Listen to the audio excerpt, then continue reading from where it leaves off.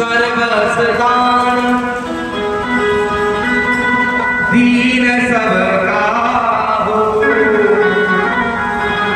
मुझे ही बाबा राधा नहीं का।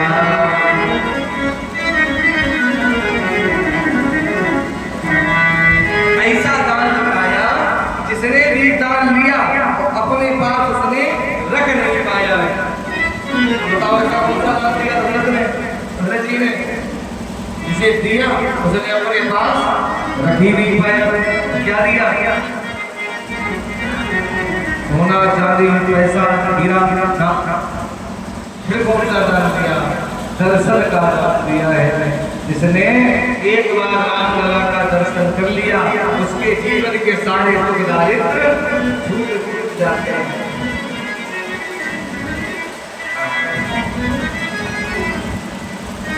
इधर भोले बाबा मैया पार्वती को कथा सुना रहे हैं और कथा सुनाते सुनाते भोले बाबा ने मैया पार्वती से एक बात कही, देवी हाँ हमने तुमसे एक बात छिपाई है।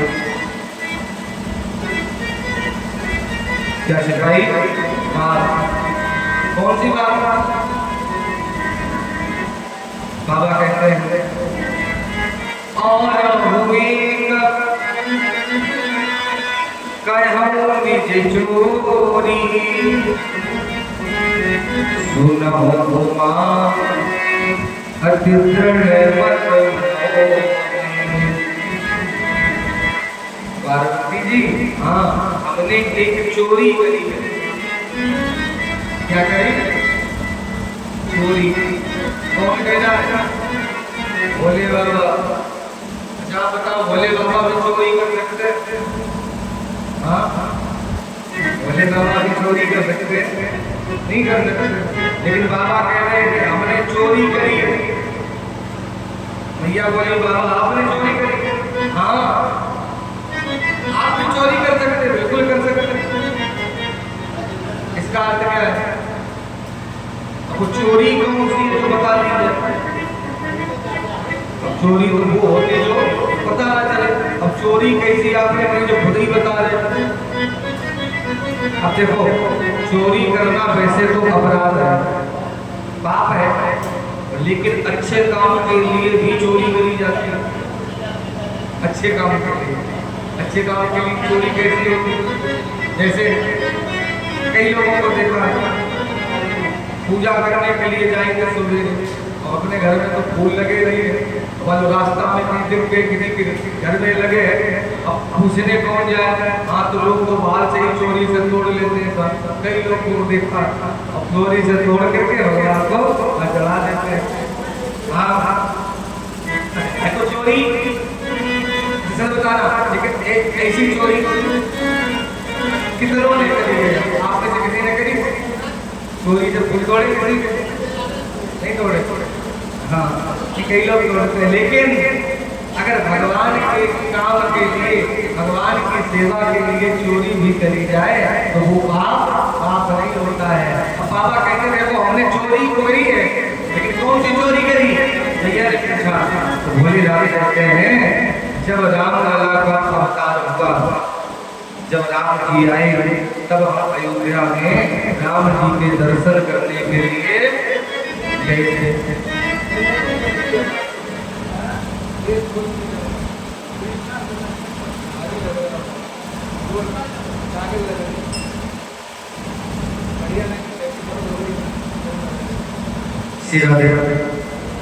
श्री श्याम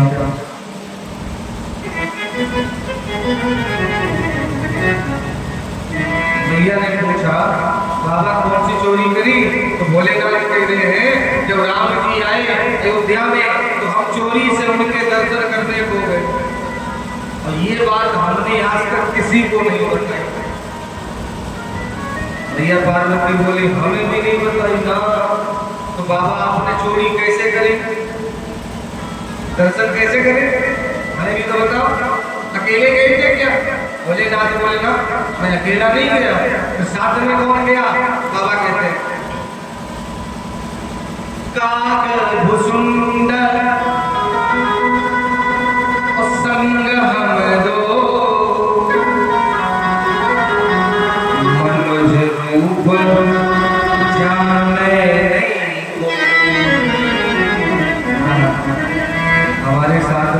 काग रुजुड़ भी गया और हम लोग मनुष्य का भेष बनाया और मनुष्य बन करके अयोध्या की महलों में जैसे ही पहुंचे, अवध के महलों में देखा राजा दशरथ जी के महल के बाहर बहुत बड़ी भीड़ लगी, दर्शन करने की लाइन लगी है सब।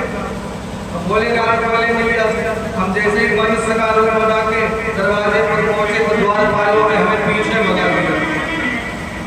सब लोग तो लाइन से आ रहे, बाबा पहुंच के जा रहे, द्वारपालों ने कहा किधर जा रहे हैं, कोई वीआईपी हो, वीवीआईपी हो, स्पेशल पास है हमारे पास कर जाने का, ये लोग लाइन में लगे, लाइन में लगो कब अंदर जाने का हाथ में मिलेगा। अब भोले बाबा कौन जा रहे हैं, भोले बाबा और स्वरूप में अब वो जाके लाइन में लग गए। अब लाइन में लग गए, जैसे ही बाबा थोड़े आगे चले, आधी दूरी पे लाइन रुकी आ पाई तो भोले बाबा ने देखा क्या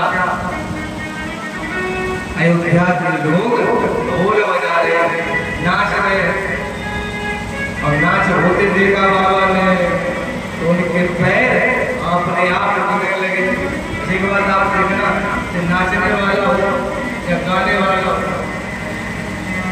किसी को नाचना आता हो और कहीं नाच गाना हो रहा हो तो बिना जाए माने जाए, मान लो अगर नहीं भी जा पाए, कई लोग को देखा हो मोहल्ले में डीजे बजता है, हम बाहर को जाके नाच नहीं सकते तो अपने घर में ही नाचने लगेगा।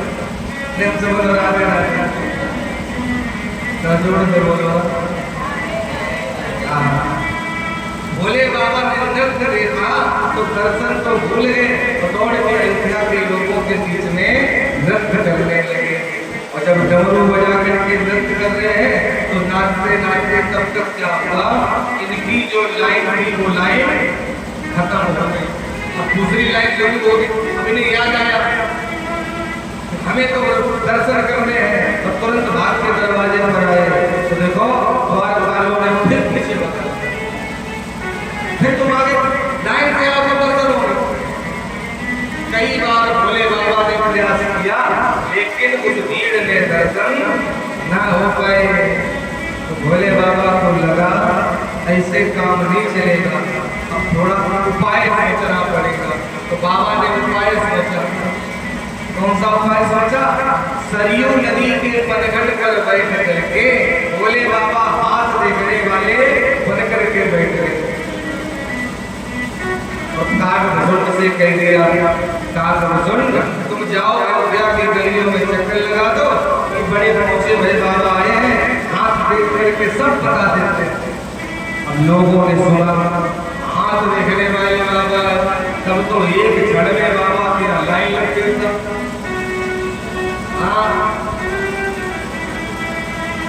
कोई हाथ देखने वाला आ जाए, माता जी को धन नहीं होती है तब कुछ दिख जाए हाथ देखने वाला तो देख के बैठे।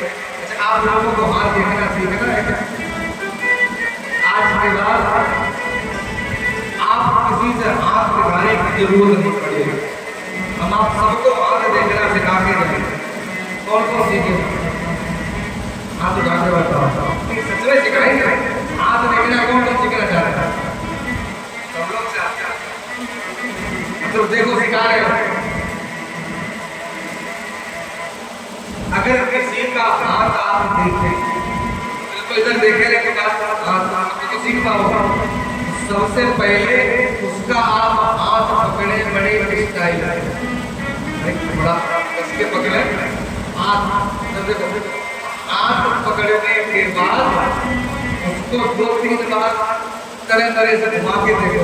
इसका हाथ है अच्छे से देखो, घुमा के चारों तरफ। जब खूब देख लो, देखने के बाद अपनी जो भुगटी है थोड़ा अपना चेहरा गंभीर बनाओ। चेहरा गंभीर जैसे कुछ लगे तो विशेष बात है। और जैसे आप थोड़ा चेहरा गंभीर बनाओगे तो जिसका हाथ देख रहे हो वो तुरंत पूछेगा क्या बात है, क्या बात है। जैसे क्या बात है, सबसे पहले कहे कि तुम छोटे से कहीं गिरे हो, छोटे से कहीं गिरे हो, ऐसे गिरे हो बार बार बचे हो, तुरंत कहेगा गिरे से जरूर होंगे कहीं ना कहीं। अब आप ही बताओ, आदमी छोटे पे नहीं गिरेगा, बुढ़ापे में गिरेगा। हाँ, उसके तो दोबारा हाथ रखो और दूसरी बात कहो क्या तुमने अपने जीवन में सभी के साथ बहुत अच्छा किया, लेकिन तुम्हारे साथ कोई अच्छा नहीं करता है, सब तुम्हारे साथ बुराई करते हैं। इतना आप कहीं पाओगे तुरंत बोलेगा हाँ महाराज मैंने तो जीवन में सबके साथ भला किया, मेरे साथ तो सबने भला किया। हाँ बिल्कुल सही कह रहे हो, तो रोने लगेगा इतना मालूम हो जाए। और तब तक तीसरी बात कह देना तुम्हारे घर में पैसा तो बहुत आता लेकिन रुकता नहीं, पैसा तो खूब आता लेकिन रुकता नहीं। तुरंत कहोगे महाराज बिल्कुल सही बात है, पैसा तो खूब आता लेकिन रुकता नहीं। अच्छा बताओ पैसा जहाँ बना जब वही नहीं रुका तो तुम्हारे घर में काय को बोलो राधे राधे बच्चा। बाद में ऐसा कोई पत्थर दिखाएंगे, हाँ झोली से निकाले 400-500 रुपए का, हाँ बादलो पहन लो काम हो जाएगा। बोलो राधे राधे। कभी इन चक्करों में नहीं पड़े।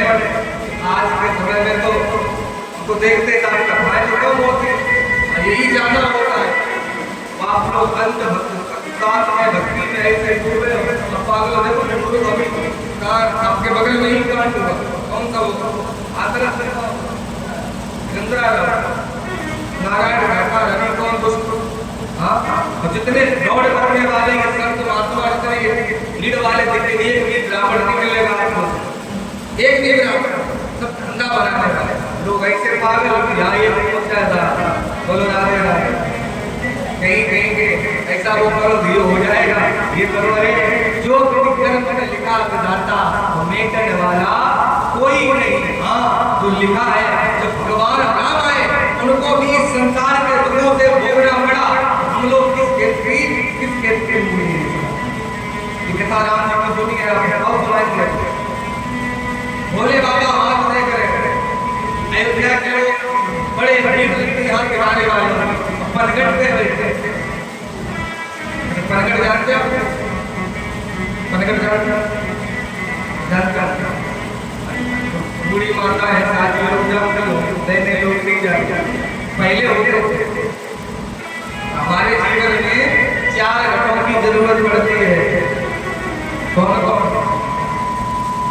एक होता है पन घट, एक होता है धूम घट, एक होता जम घट, नंबर 4 पे आता है मर घट। चारों घटों पे जाना है, कब जाना है ये भी समझो। प्यास लगती है तो पन घट की याद आती है। पहले गाँव में नदियों के तालाब के पनघट हुआ करते थे, जहाँ जल भरा जाता था, कुआं का पनघट बोला जाता था। हाँ प्यास लगती है तो पनघट की याद आती है, उल्लास लगती है तो घट की याद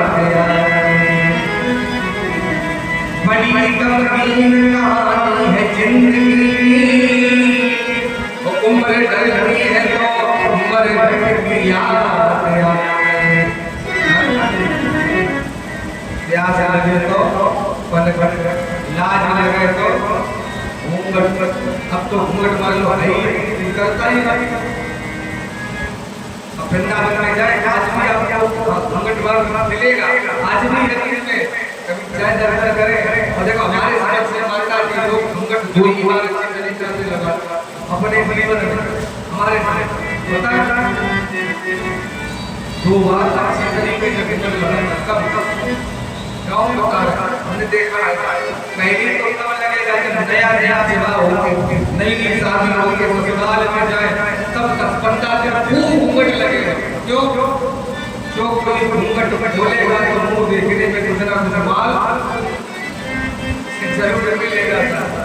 दूसरी बार का घर में कोई सास बढ़िया बुढ़ा मर जाए घूंघट मार कर तेज रोया जाए, आप इसको निकलने वाले और करती है जो राधे राधे रसोड़ से बोला नहीं बोला जाए। आप आगे बोलो, कई लोग तो इससे आते बैठ जाए, मुझे पता ही नहीं चलता घर में बैठे के कैसा पढ़ना।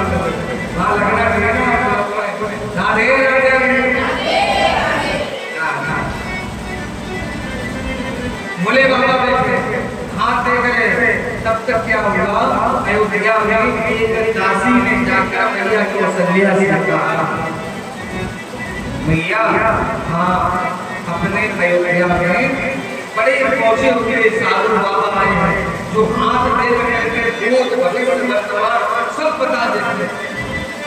अच्छा हाँ तो मैया को हल्ला कहने लगी, जाओ बाबा जी को महलों में बुला कर ले जाओ। हम भी अपने राम का हाथ में दिखाते हैं।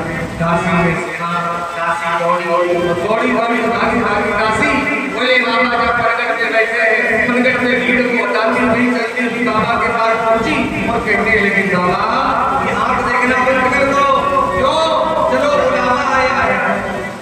कहां से? दासी कहती है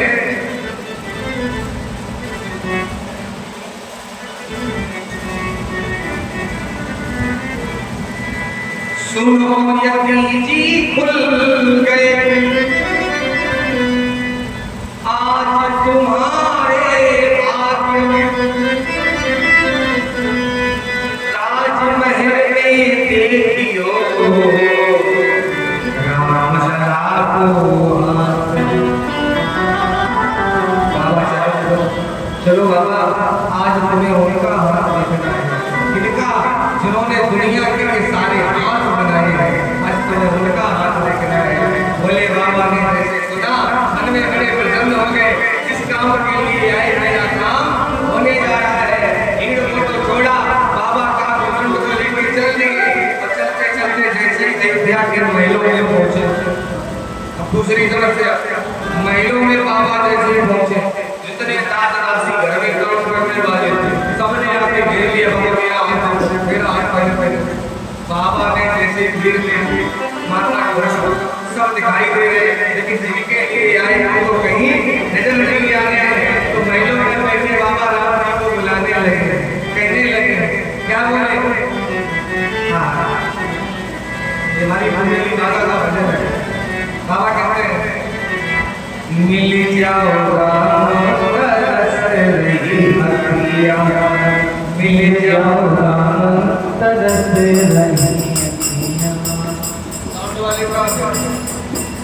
भैया गार्डन में घूम रहे तो पति देखो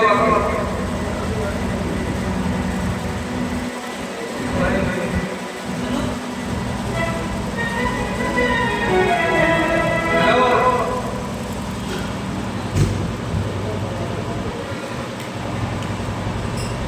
बंद का है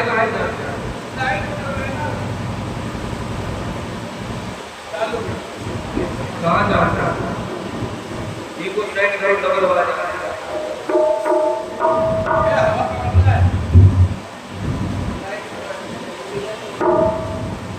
तो कर दो थोड़ा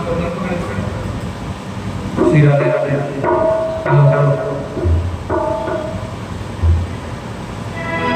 मिल जाओ राम तरस रही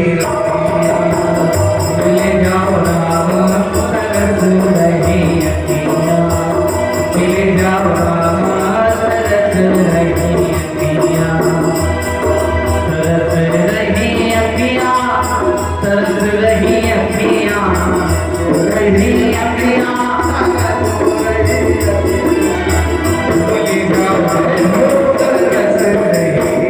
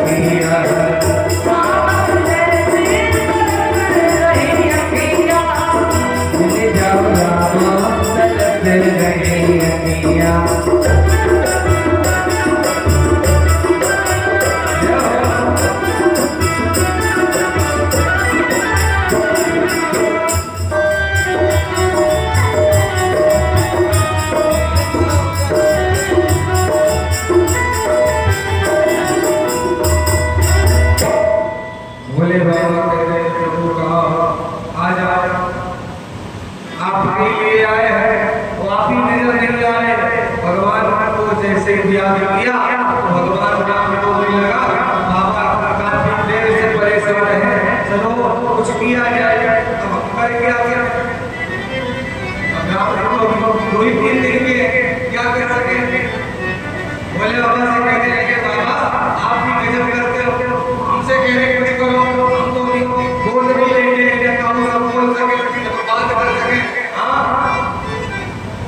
तो राम जी को लगा एक काम कर सकते हैं, क्या रो सकते हैं। तो राम लाने रोना शुरू कर दिया। और जैसे ही रोए भैया की असलिया दौड़ करके आई, राम को गोद ले लिया। देखा बाबा आ गए तो तुरंत दौड़ के गई और राम को भोलेनाथ के सामने ला करके बैठ गई। कहने लगी बाबा जल्दी से हमारे लाला के भाग्य को देखो, हमारो लाला का भाग्य कैसे है। मैया पैर आए तो भोले बाबा ने राम जी के चरणों को देखा और जैसे चरणों को देखा, चरणों को देख करके भोलेनाथ कहने लगे भैया तुम्हारे लाला की पाँव की एक रेखा थोड़ी टेढ़ी है, इसके पैर की एक रेखा थोड़ी टेढ़ी है। बोली बाबा ये सब बातें मेरे समझ में तो आई, मेरी साफ साफ बताओ क्या कह रहे हो। तो भोलेनाथ कहने लगे भैया हाँ तुम्हारो लाला अयोध्या में नहीं रहे, ये बाहरी जंगलों में घूमने को अभी थोड़ो ही बड़ो है भाई को एक बाबा जी आई नहीं तो तुम्हारे लाला को अपने संग में ले जाए। भैया को भैया बता दिए, हाथ जोड़ के बोली महाराज बुढ़ापे में तो लाला भयो हो। हाँ आप कह रहे हो बाबा जी ले जाएंगे, इसका कोई उपाय तो होगा, कोई उपाय बताओ मेरे लाला मुझसे दूर न जाए। तो भोले बाबा कहने लगे देवी इसका एक ही उपाय है, क्या अगर तुम्हारे लाला का पाँव किसी पहुंचे हुए महात्मा के मस्तिष्क पर पड़ जाए, माथे पर पड़ जाए तो इसकी ये रेखा सीधी होगी। भैया कौशल्या कहने लगे अब पहुंचे भाई बाबा ढूंढने कहा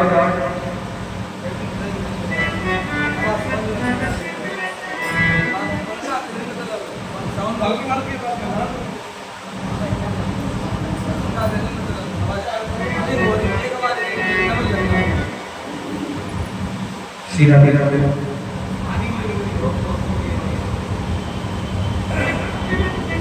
Shri Radhe Shri Shyam hello hello chicken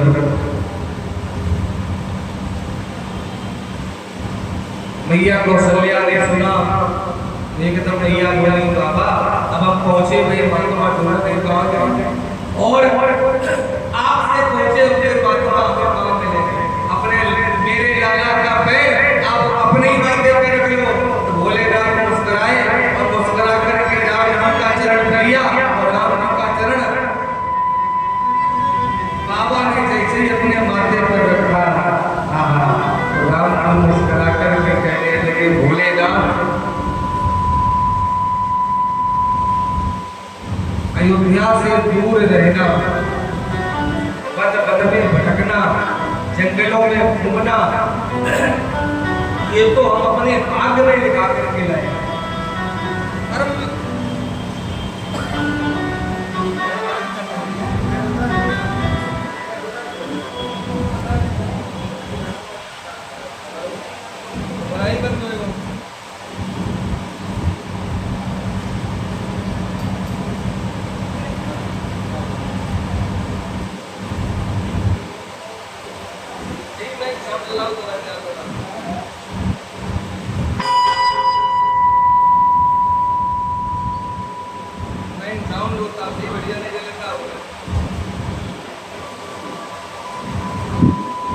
Shri Radhe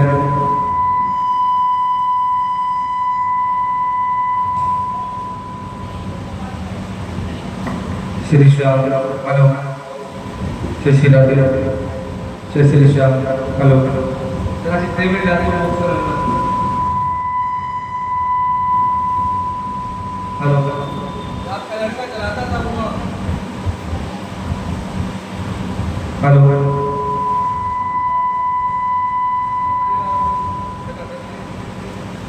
Shri Radhe Shri Shyam. रमसवली Raghavendra सरकार की अयोध्या नाथ की जय। भगवान श्री राम कहने लगे बाबा ये तो अपने भाग्य में लिखा करके लाए हैं और तुम अगर साझेदारी कर ही रहे हो तो तुम भी मेरे साथ में आ जाओ, छोड़ेंगे तुम्हें भी। भोलेनाथ कहने लगे प्रभु हम कैसे साथ में आ जाए, हम क्या करें। तो राम जी ने इशारा किया और भोलेनाथ समझ गए और मुस्कुराते हुए बोले प्रभु आपके साथ के लिए तो हम कुछ भी कर सकते हैं।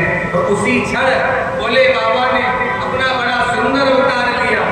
कहा माता अंजनी के गर्भ से, हाँ, और हनुमान जी के रूप में रुद्र देह तजने हवस बानर भय हनुमान। रुद्र देह त्याग करके भोले बाबा हनुमान जी के रूप में प्रकट हो जाते हैं। हनुमान जी महाराज की।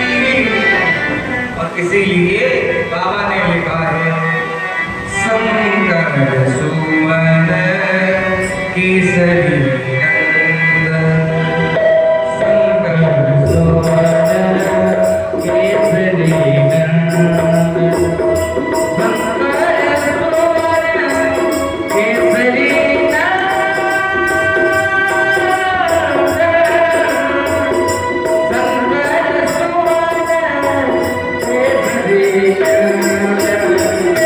तेज प्रताप महाजगवंदन, तेज प्रताप महाजगवंदन।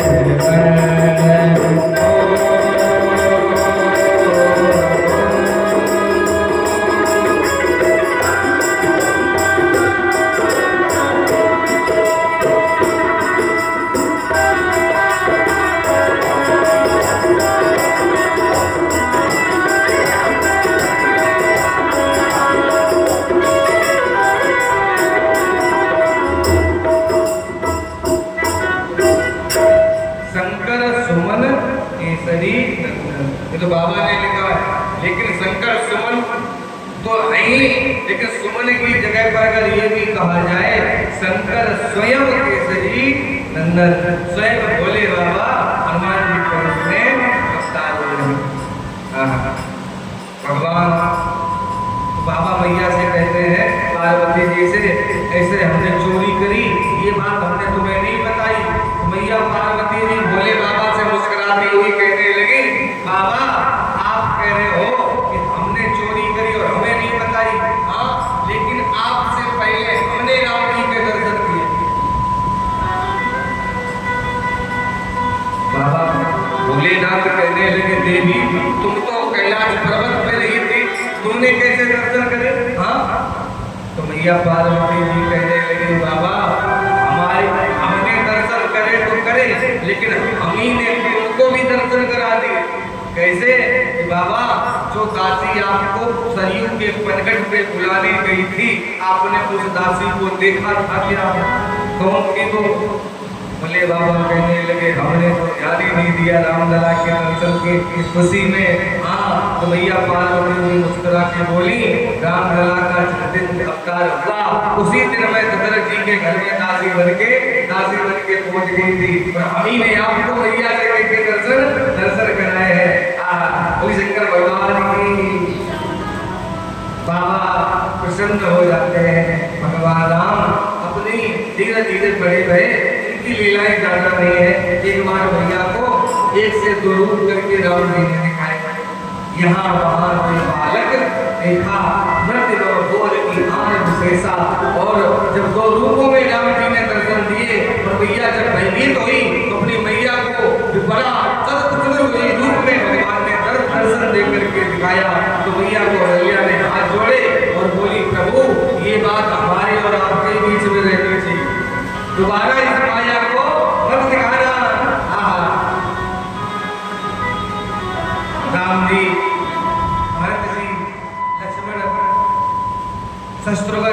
चारों बालक अयोध्या के महलों में खेल रहे हैं। अभी दशरथ जी भोजन कर रहे हैं, प्रिया भोजन करा रही है, तो बालकों को देख करके कितने प्रसन्न हो रहे हैं। देखो कौशल्य, एक दिन था हमारी अयोध्या में एक भी महलों में एक भी बालक नहीं था, और एक साथ चार चार बालक खेल रहे हैं, कितना आनंद है। प्रभु जब थोड़ा बड़े हुए हैं तो दशरथ जी ने चारों बालकों का एक को भी संस्कार कराया, और गुरु जी ने आकर के राम जी का नामकरण संस्कार किया। चारों बालकों के नामकरण हुए हैं। अब राम जी की दिनचर्या कैसी है बाबा लिखते हैं, क्या करते हैं राम जी रोज? प्रातः काल उठ के रघुनाथ, प्रातः काल उठ के रघुनाथ, माता पिता गुरुनाथ। भगवान क्या करते हैं? प्रातः काल उठ के रघुनाथ।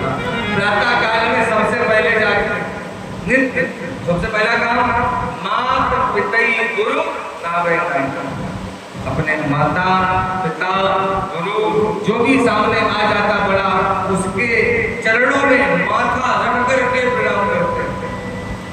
कौन करता है? भगवान, तीनों लोगों का स्वामी, और उसने भी आकर के हमें दिखाने के लिए सब किया है। हाँ, राम जी अस्त्र शस्त्र की विद्या सीखते हैं। इधर सरयू नदी पर रहने वाले विश्वामित्र जी को पता चला कि अयोध्या के महलों में भगवान का अवतार हो गया है, और यहाँ पर निशाचर हमें यज्ञ भी नहीं करने देते हैं, तो क्यों ना दशरथ जी से राम लक्ष्मण को हम मांग लाए। हाँ, गादि तने मन चिंता व्यापी, हर बिन मरहि न निश्चर पापी। चलते हुए विश्वामित्र जी महाराज अयोध्या के महलों में दशरथ जी के यहाँ आए। दशरथ जी ने देखा, हाथों को जोड़ करके स्वागत किया और कहने लगे, हे महाराज, आपके चरण इस अयोध्या में पड़े, ये कुटिया धन्य हो गई है। आइए महाराज, बताइए आपकी दशरथ क्या सेवा कर सकता है, कैसे आना होगा, किस कारण आप आए हैं? तो विश्वामित्र जी कहते हैं, दशरथ जी हम आपके पास एक याचना लेकर के आए हैं। कौन सी याचना? अनुज समेत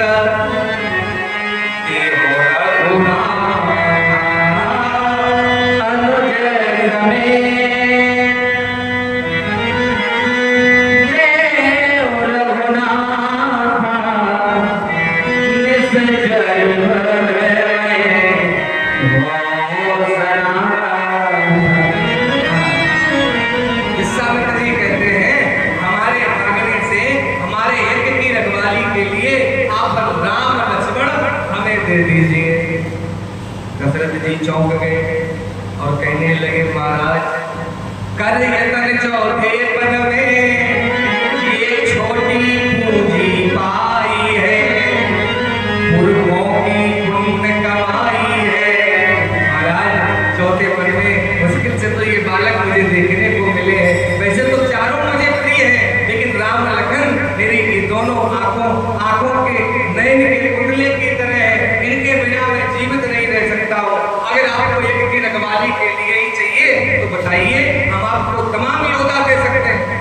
विश्वामित्र जी बोले, मुझे योद्धाओं की जरूरत नहीं है।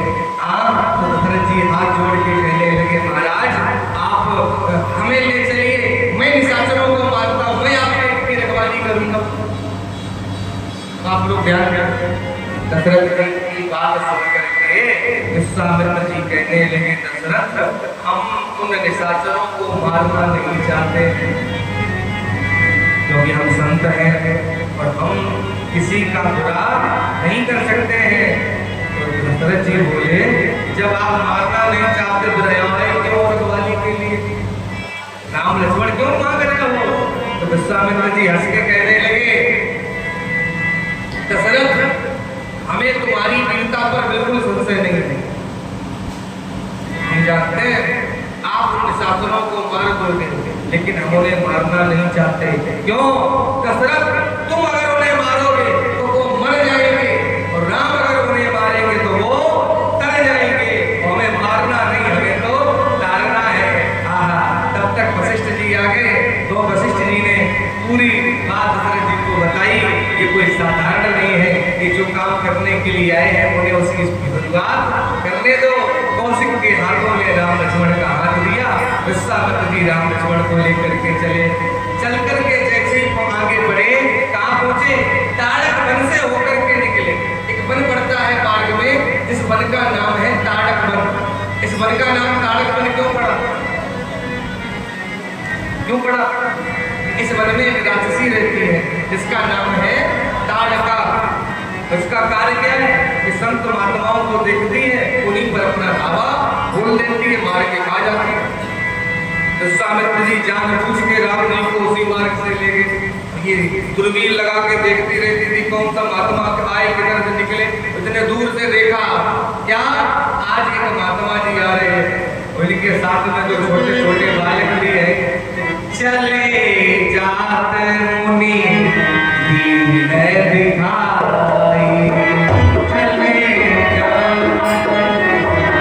दीन दिखाई, चले जात मुनि दीन दिखाई, चले जात मुनि दीन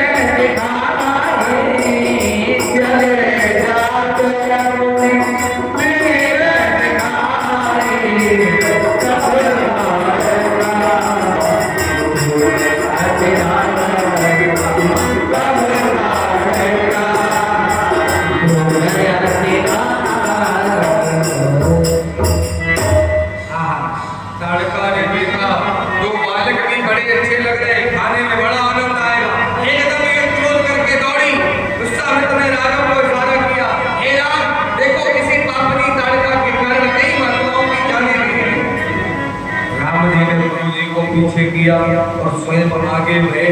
और भगवान ने ताड़का को आगे विकराल रूप में आता देखा तो पीनर फाड़े मार, राम जी का मार कंधे से सरकता हुआ हाथ में आ गया। और हाथ में जैसे धनुष बाण आया, राम जी ने बाण को लिया, पिंड भर का बाण संगारा। पिंड भर बाण प्राण हर लीना, पिंड भर बाण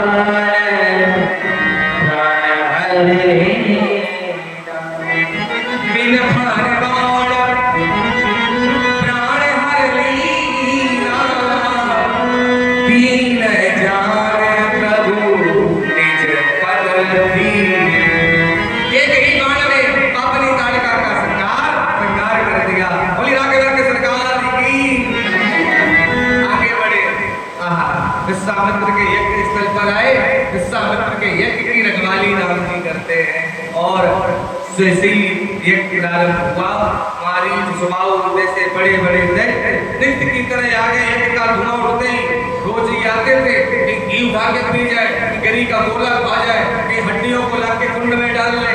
आज जैसे ही रोज की तरह आए, राम लक्ष्मण धनुष बाण लिए खड़े।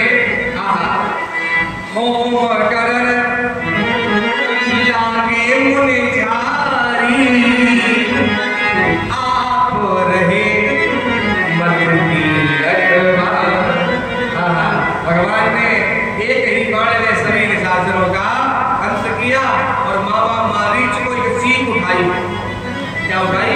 सींग। और सींग उठाकर के बाण पे रख के जैसे संधान किया कि मामा मारीच को सींग पर रख करके 100 योजन दूर समुद्र पार लंका में फेंक दिया। मारा नहीं मारीच को। अगर चाहते तो मार देते यहीं पर। राम जी ने सोचा अभी इसे नहीं मारेंगे, लेकिन इससे अभी थोड़ा काम निकलवाना है। मारीच को लंका में फेंका। अच्छी बात बताओ, राम कथा कई बार आप सुनते हैं, राम जी रामायण को देखा है सुना। राम जी के नाम को लंका में कौन लेकर के गया? सबसे पहली बार राम नाम लंका में किसने लिया? किसने पहुंचाया? किसने पहुंचाया? मालूम है कितने पहुंच आया ईशड़ ने मामा मारीच ने हाँ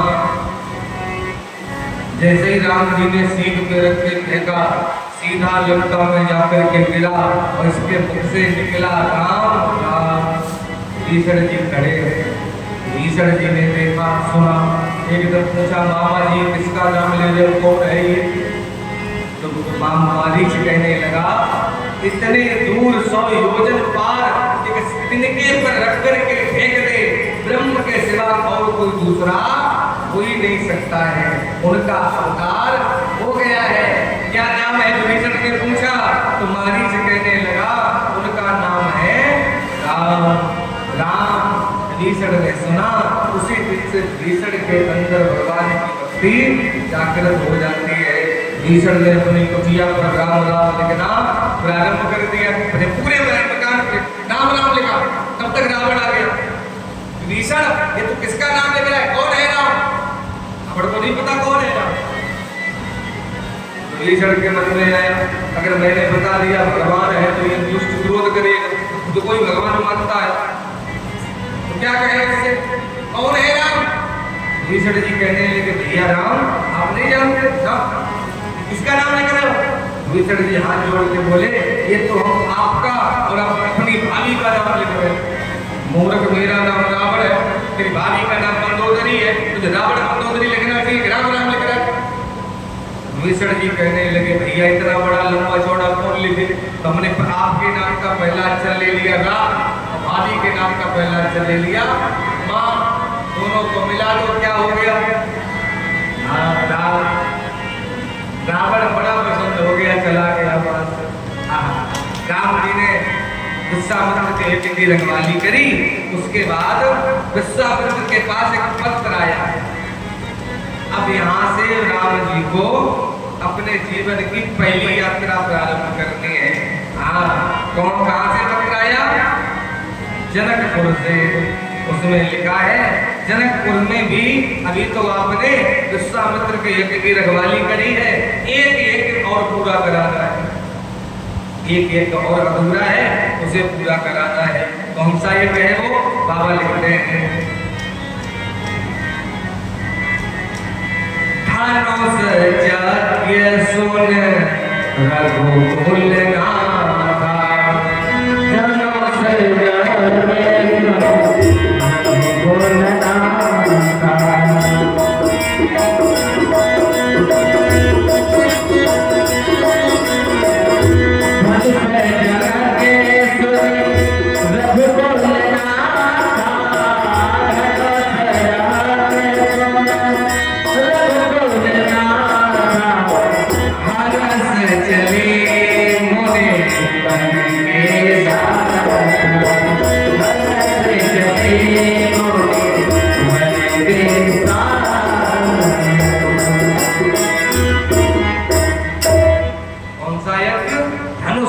ये कहाँ होना है मिथिला में जनकपुर में जहाँ जनक जी ने संकल्प लिया है। हाँ जो धनुष को तोड़ेगा वही विवाह करेगा। तो जनक जी के नगर में विश्वामित्र जी राम लक्ष्मण को लेकर के चले हैं। मार्ग में एक आश्रम मिला जिस आश्रम में कोई जीव जंतु नहीं है बड़ा सन्नाटा है शांति है। राम जी ने पूछा सामने एक पत्थर के आकार की एक स्त्री के आकार का पत्थर पड़ा है जो बड़ी बड़ी चमक रहा है। तो राम जी ने पूछा गुरुदेव ये कौन सा आश्रम है और ये पाषाण की युवती कौन है हमें आप बताइए। विश्वामित्र जी ने सुना तो मन में सोचने लगे राघव आप तो सब जानते हो और सब जानकर भी आप अगर पूछ ही रहे हो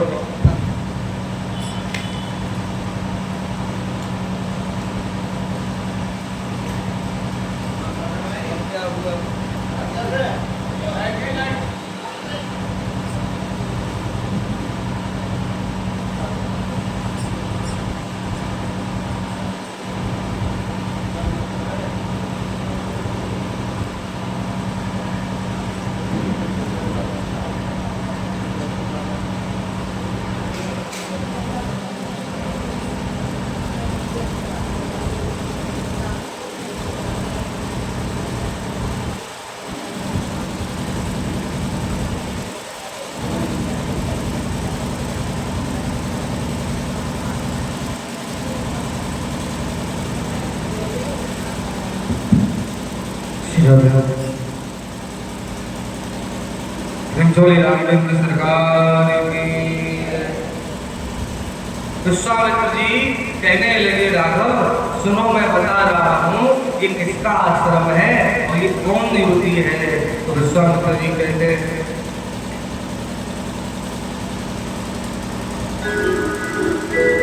चरण कमल रज चाहती ऊपर धरी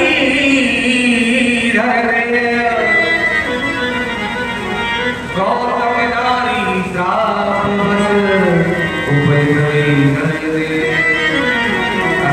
चरण कमल रज चाहती कृपा करो रघुवीर गौतम नारी श्राप रस ऊपर धरी धर दे है। ये गौतम ऋषि की पत्नी अहिल्या है। श्राप बस पाषाण की बड़े है।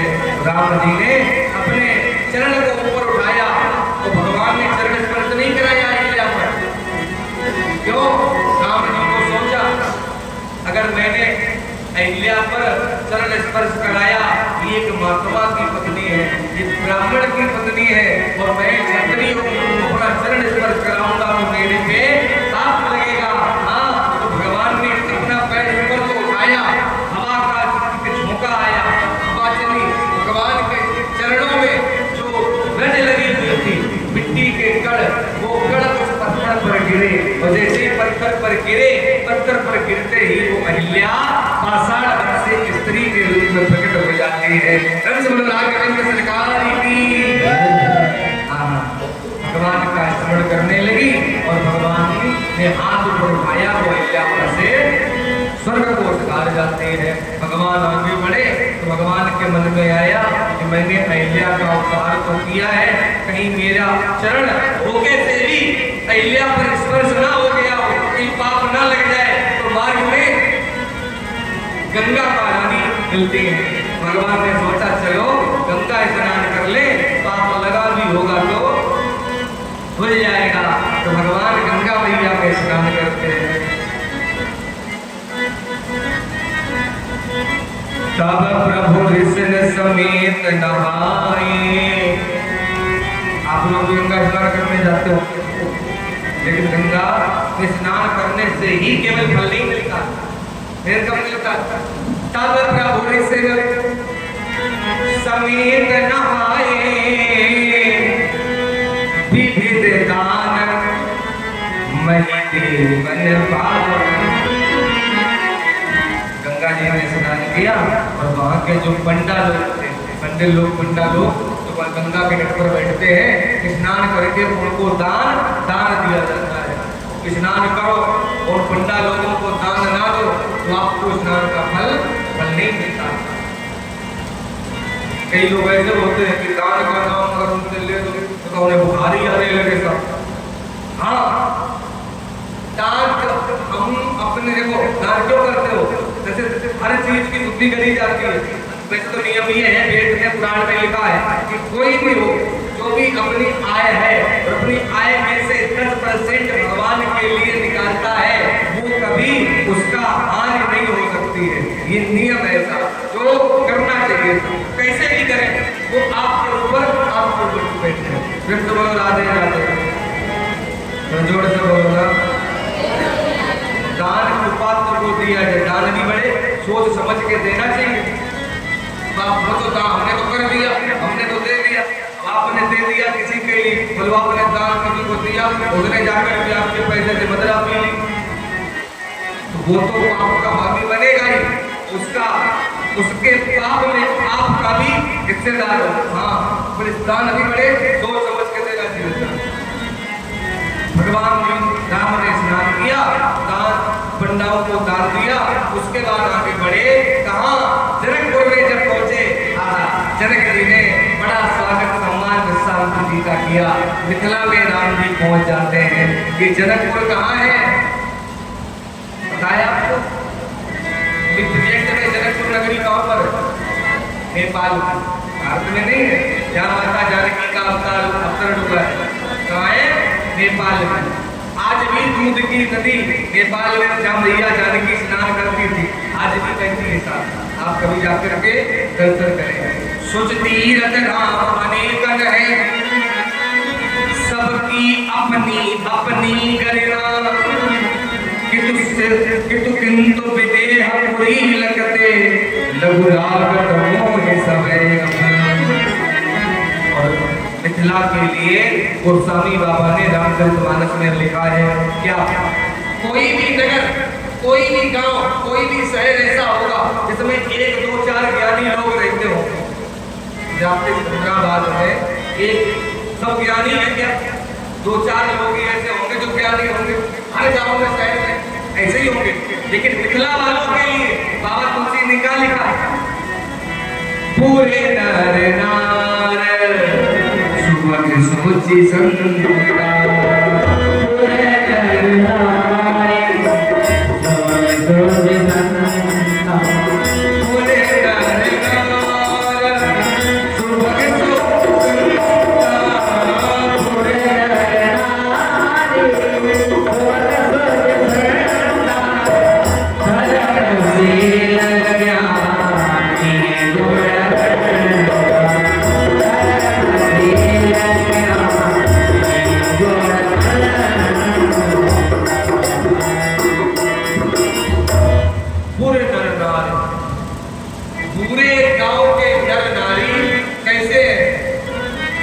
सुमन सोची संता, धर्म शील ज्ञानी गुण सुचि संता, धर्मशील ज्ञानी गुणवंता। सभी ज्ञानी है, सभी गुणवान है, सभी विद्वान है। गुण करना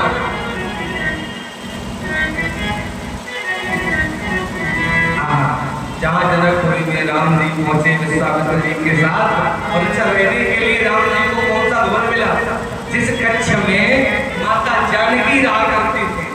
उसी दिन जनक जी ने सीता मैया से कहा है कि बेटी स्वयंवर होगा और राजा आएंगे तो लोग भी आएंगे, उनके रुकने की व्यवस्था कैसी करनी है, तो आज ही उनसे वो कक्ष खाली कराया कि तुम दूसरा कक्ष दिया।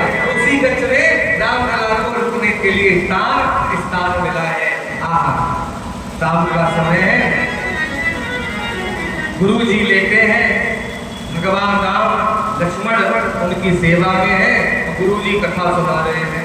कैसी कथा सुनाई, थोड़ा ध्यान दें। कहत कथा इतिहास पुरानी, रचन रचने जुग जाम सिरानी।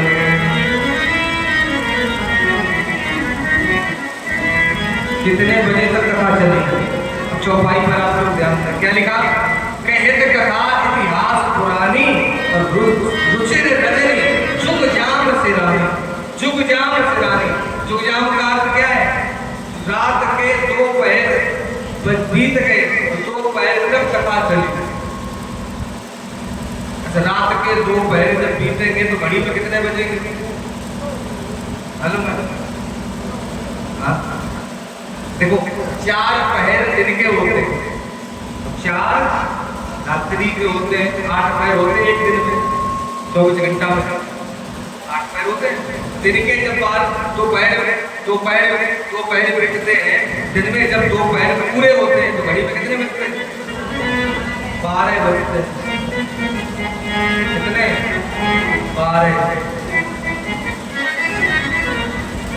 4 घंटे का एक पहर होता है। 2 पहर बैठते हैं कितने बजेंगे, 12। दिन में बजेंगे 12, और रात के 2 पहर बैठेंगे तो कितने बजेंगे, 12 ही तो बजेंगे। हाँ, तो 12 बजे तक कथा चली। गुरु जी बार बार कह रहे, राम तो लेटो जाके, विश्राम करो जाके, बार बार कहे विश्राम करो जाके, लेकिन राम जी नहीं जाए। अब देखो, सबसे पहले कौन सोया, तो सबसे बाद में कौन सोया। सेवा करते करते राम जाने रहे, गुरु जी ने नेत्र बंद करे, नेत्र बंद करके गुरु विश्वामित्र जी सो गए। उसके बाद राम जी उठे, राम जी सो गए, तब भैया लक्ष्मण राम जी की सेवा करने लगे। राम जी सो गए, उसके बाद लक्ष्मण जी सोए। सबसे बाद में कौन सोया, लक्ष्मण। जब सवेरा हुआ, और जैसे सवेरा हुआ तो सवेरा होते ही सबसे पहले उठा कौन,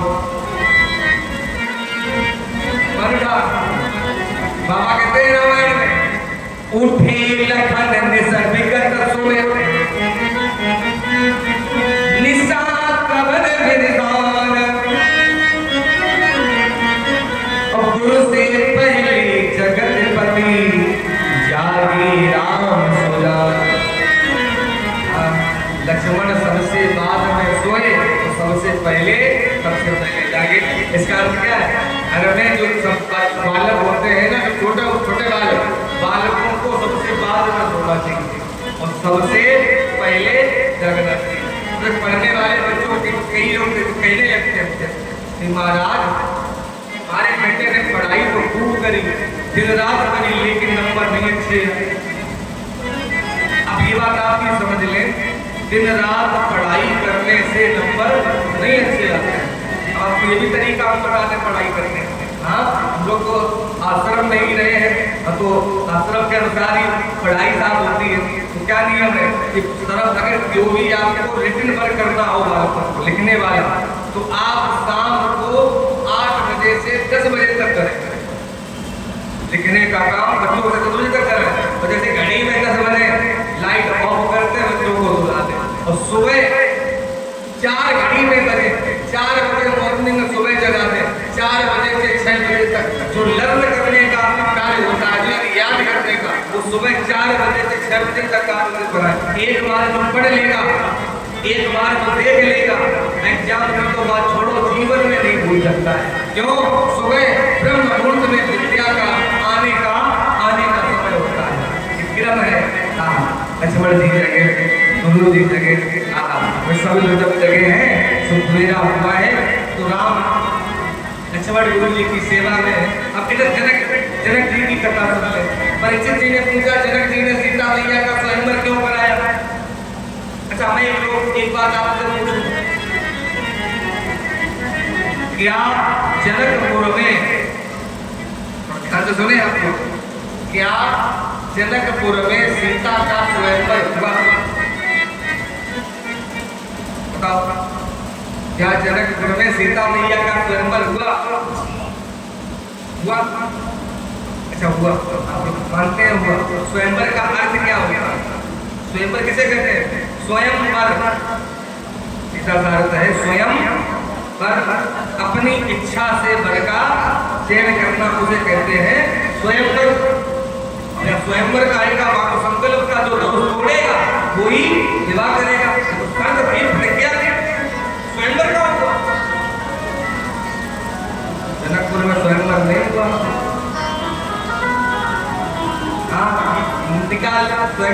स्वयंवर जनकपुर के महलों में नहीं हुआ, फिर क्या हुआ? स्वयंवर तो हुआ, लेकिन जनकपुर के महलों में नहीं हुआ। क्या हुआ? पुष्प वाटिका में। कहाँ? पुष्प वाटिका में। सुन लो थोड़ी कथा, समय तो इतना ही है, लेकिन सुनाते हैं थोड़े। स्वयंवर की प्रतिज्ञा जनक जी ने कब ली?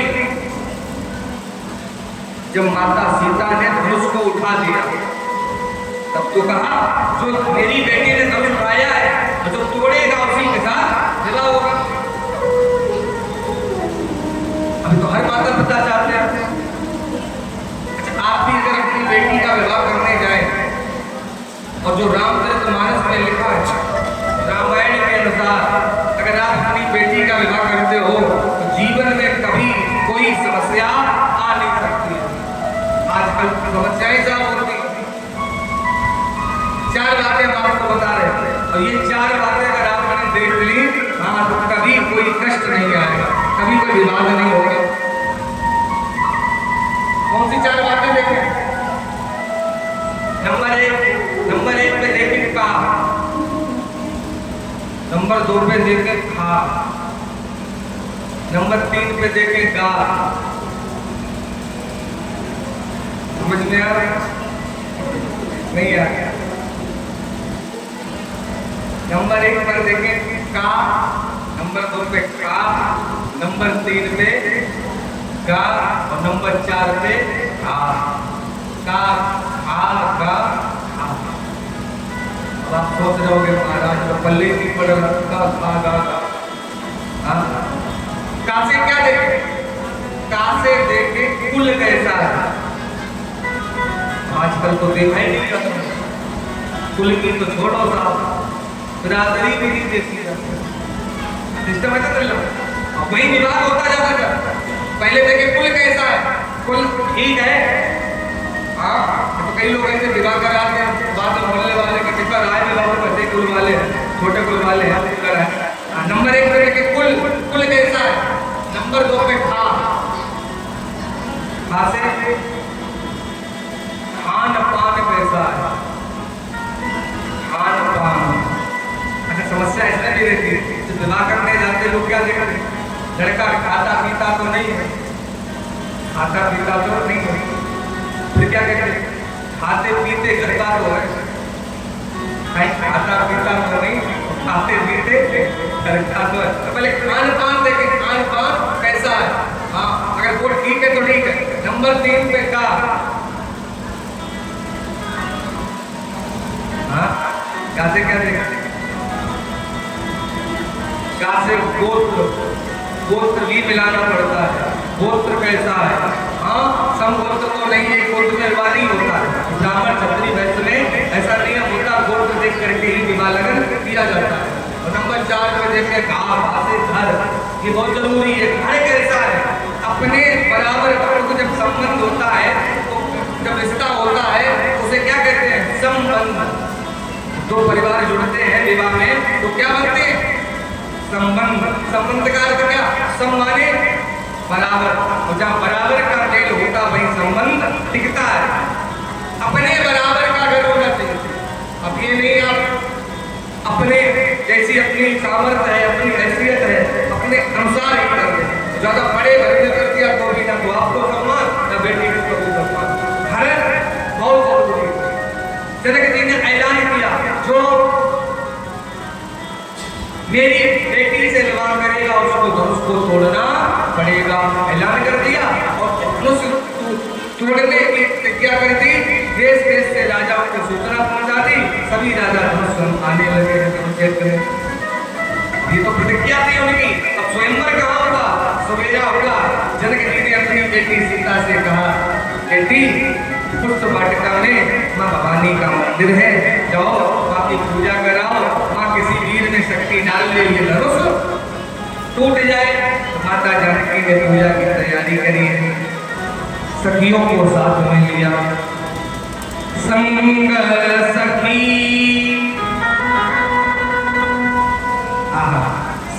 सखियों को साथ में लेके मैया देखो इधर पूजा करने जा रही। अब इधर विश्वामित्र ने देखा, इससे बढ़िया समय और कोई दूसरा होगा, क्योंकि विश्वामित्र से अच्छा समय का ज्ञानी कोई दूसरा नहीं था। सुंदर समय जान करके विश्वामित्र जी ने राम जी से कहा, क्या राम जी, हाँ पूजा का समय हो रहा है, पास में ही जनक जी की पुष्प वाटिका है, जाओ जनक जी की पुष्प वाटिका से थोड़े से फूल तोड़ करके ले आओ। राम जी बोले, अभी गुरु जी जाते हैं। उसी वाटिका में मैया जानकी पूजा करने जा रही है, उसी बगीचे में गुरु जी ने राम जी को फूल तोड़ने के लिए भेजा है।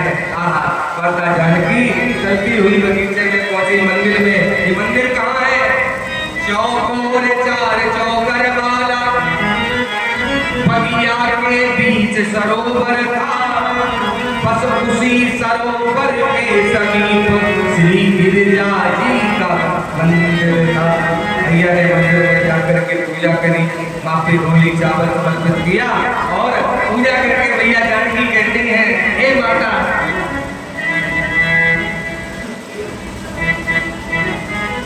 पूजा की अधिक अनुरागा, निज अनुरूप सुभग पर। क्या मांगा भैया, जैसी हम है वैसा ही हमें पति मिले। सरदार मांग रही है तो माता जानकी के साथ में कुछ एक सखी थोड़ी ज्यादा चंचल थी, जो तो होशियार थी, चाला। एक सखी सी संग विहारी, देख जगई राह फुलवाई। उसने सोचा सीता तो पूजा कर रही है,